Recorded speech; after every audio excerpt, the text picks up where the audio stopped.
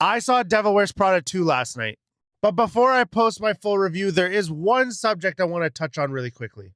But before we dive into all that, hello, my name is Kason. I cover all things movies, TV, pop culture. So if you're into all that and you love in-depth breakdowns, breaking news, please hit the follow button. And that is Miranda Priestley. I have been seeing a shit ton online about how everyone is saying that Miranda is not her same old self that she was in the 2006 film. She's too nice. She's not as whippy. She's not as like asshole-ish, like all that type of stuff. I just want people to remember that this took place 20 years ago, and they reference that in the film also. They talk about how it's been 20 years since they've seen one another, 20 years since things have changed. They got a new office, for God's sakes. At the end of Devil Wears Prada, Miranda has this smirk on her face when she acknowledges Andy kind of breaking out of her shell that Miranda kept her in some way, shape, or form. And mind you, Miranda said that she reminded her a lot of herself. And while those qualities to most people might have thought were bad, and she did reference that in the car, I think a lot of those qualities about Miranda were also good.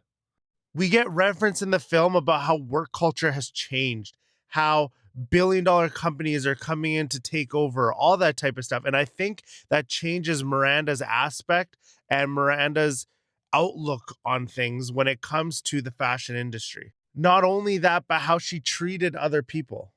And aside from the plot twist that we get where she kind of, says her piece about that, I feel like everybody else she kind of really likes.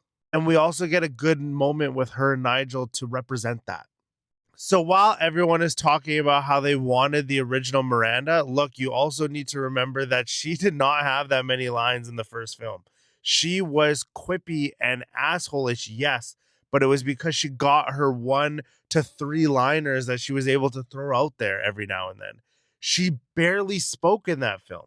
So if you thought going into this they were going to give her kind of like the same amount of part, like no, they're going to let Miranda grow. They're going to explore her more because that's also another thing that people really wanted. And now that they have gotten that and she's not the douchebag that she used to be, people are upset. But listen, if you wanted that, go watch the old one or get them to rewrite the script and you're watching Miranda only say probably like 3 lines every 10 minutes. From my perspective, I thought they did this really well. I like that they grew Miranda. Now, I'm not saying it's a perfect film. Like I said, I'll post my review. There's a lot of things we can recap later. But for this, I don't think anyone has a right to be mad because in